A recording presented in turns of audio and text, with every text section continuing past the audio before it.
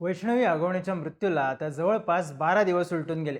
पण या प्रकरणात दररोज नवीन खुलासे होताना दिसत आहेत. वैष्णवी सोबत 16 मेला नेमकं काय घडलं होतं याचं नेमकं उत्तर अजूनही पुढे आलेलं नाही. कारण वैष्णवीच्या वकिलांनी कोर्टातच वैष्णवीची हत्या झाली होती असा दावा केला होता. त्यासाठी त्यांनी पोस्टमार्टम रिपोर्टमध्ये दिसून आलेल्या वैष्णवीच्या अंगावरच्या 30 वळांचा संदर्भ दिला होता. त्यांच्या या युक्तिवादाचा आधार घेऊन वैष्णवीला ज्या पाईपनं मारहाण झाली होती तो पाईप सुद्धा पोलिसांनी जप्त केला. पण आता कोर्टात झालेल्या युक्तिवादामुळेच या प्रकरणाची पुन्हा एकदा चर्चा होत आहे. कोर्टात झालेल्या युक्तिवादात हगवणेंच्या वकिलांनी वैष्णवीच्या चारित्र्यावर गंभीर आरोप केले आहेत. वैष्णवीचे नको ते चॅट पकडले, निलेश चव्हाणला या प्रकरणात अडकवण्यात आले, पोलिसांनी तपासाची दिशा बदलावी असे दावे हगवणेंच्या वकिलांकडून करण्यात आलेत. हे दावे नेमके आहेत काय? वैष्णवीच्या वकिलांकडून याला काय उत्तर देण्यात आलंय? वैष्णवीची नणंद करिश्मा हगवणेबद्दल काय माहिती समोर आली आहे? कोर्टात नेमकं घडलं काय?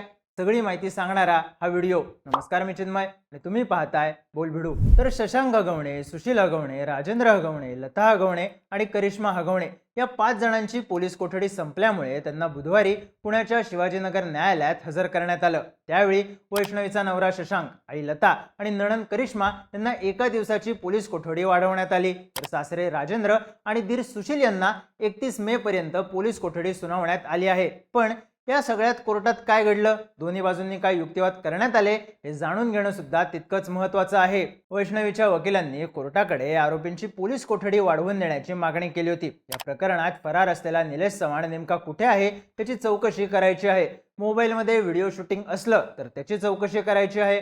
आरोपींनी हुंड्यात मिळालेलं 51 तोळे सोनं गहाण ठेवलं आहे त्याची माहिती घ्यायची आहे. आरोपींनी वैष्णवीला जी हत्यारं वापरून मारहाण केली ती हत्यारं आणि रॉड हस्तगत करायचे आहेत असा युक्तिवाद वैष्णवीच्या वकिलांकडून कोर्टात करण्यात आला. ज्यावर हगवणेंच्या वकिलांकडून उत्तर देण्यात आलं की मुलीच्या गळ्यातलं गहाण ठेवलेलं सोनं कुठल्या बँकेत आहे हे हगवणेंनी आधीच सांगितलं आहे. त्यामुळे हगवणेंच्या पोलीस कोठडीची गरजच नाहीये. पण तरी सुद्धा कोर्टानं आरोपींना पोलीस कोठडी सुनावली आहे. पण या सगळ्यात महत्त्वाचा मुद्दा म्हणजे हगवणेंचे वकील ॲडव्होकेट विपुल दुशिंग यांनी वैष्णवीची टेंडन्सीच स्वतःला संपवण्याची होती. तिचे एका व्यक्तीसोबतचे नको ते चॅट पकडले होते.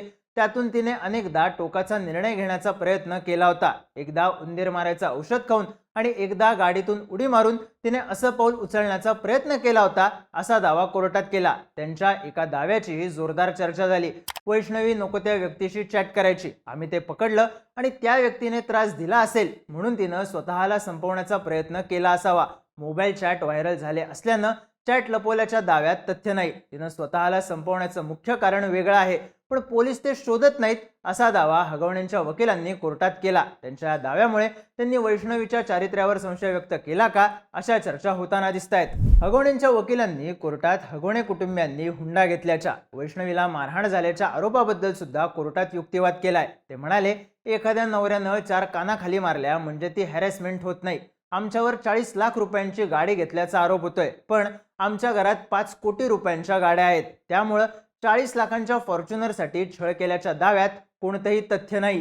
सोबतच वैष्णवीच्या मृत्यूला 12 दिवस उलटून गेले असले तरी अजूनही निलेश चव्हाणचा तपास लागलेला नाही. निलेश कसपटे कुटुंबीय आणि हगवणे कुटुंबीय यांच्यातल्या वादात मध्यस्थी करायचा.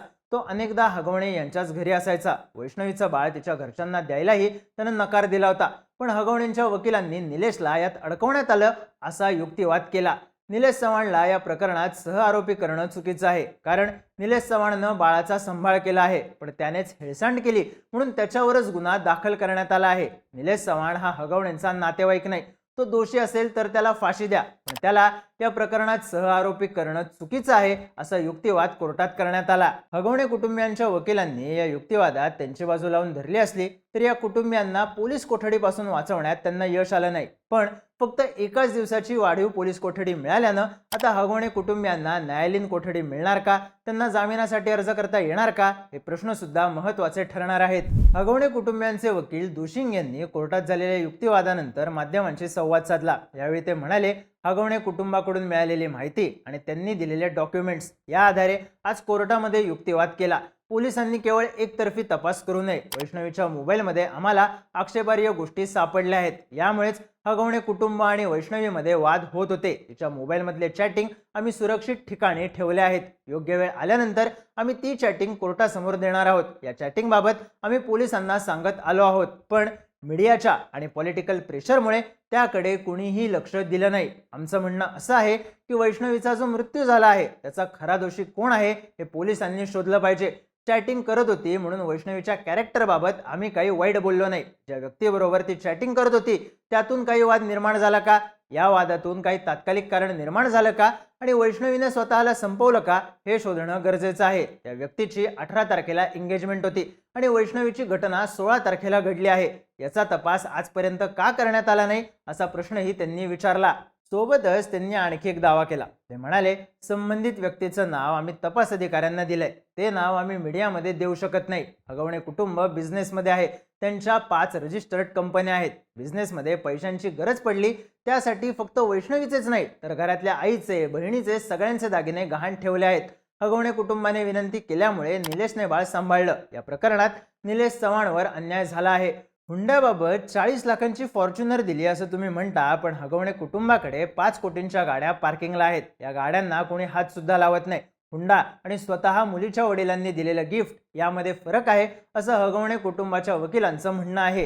एकीकडे कोर्टात हगवणे कुटुंबाच्या वकिलांनी वैष्णवीच्या चारित्र्यावर शंका उपस्थित केली असताना दुसऱ्या बाजूला हगवणे कुटुंबात वैष्णवीचा जो शारीरिक आणि मानसिक छळ झाला, तिच्या घरच्यांकडून जी पैशाची मागणी करण्यात आली, या सगळ्याची सूत्रधार वैष्णवीची नणंद करिश्मा हगवणेच असल्याचे आरोप होताना दिसत आहेत. चौकशीतून समोर आलेल्या माहितीचा हवाला देत शशांक आणि वैष्णवीचं प्रेम प्रकरण करिश्माला समजल्यानंतर करिश्माने वैष्णवीचे वडील अनिल कसपटे यांची सधन आर्थिक परिस्थिती पाहून शशांकला वैष्णवीशी लग्न करण्यास प्रवृत्त केलं होतं असं सांगण्यात येत आहे. काही माध्यमांनी दिलेल्या बातम्यांनुसार करिश्माने शशांकला वैष्णवीसोबत प्रेम संबंध ठेवायला सांगितलं होतं. वैष्णवीला आपल्या घरची सून म्हणून आणायचं आणि तिच्या वडिलांकडून हुंड्यात जास्तीत जास्त पैसे उकळायचे हा करिश्माचा प्लॅन होता. तिनंच वैष्णवीच्या वडिलांना लग्नासाठी 1.5 कोटी रुपयांचा खर्च करायला लावला. वैष्णवीच्या घरच्यांना धमकावलं. या सगळ्यात निलेश चव्हाणचा वापर करून घेतला. तिनंच वैष्णवीचं बाळ निलेश चव्हाणच्या ताब्यात दिलं होतं. त्यामुळे तीच या प्रकरणात सूत्रधार आहे असे आरोप करिश्मावर करण्यात येत आहेत. या सगळ्या प्रकरणात निलेश चव्हाणला पोलिसांनी सहआरोपी केलं असलं तरी अजूनही तो पोलिसांच्या ताब्यात आलेला नाही. पिंपरी चिंचवड पोलिसांची पथकं त्याचा शोध घेत आहेत. त्यामुळं आता हगवणे कुटुंबाच्या वकिलांनी केलेल्या दाव्यात काही तथ्य आहे का?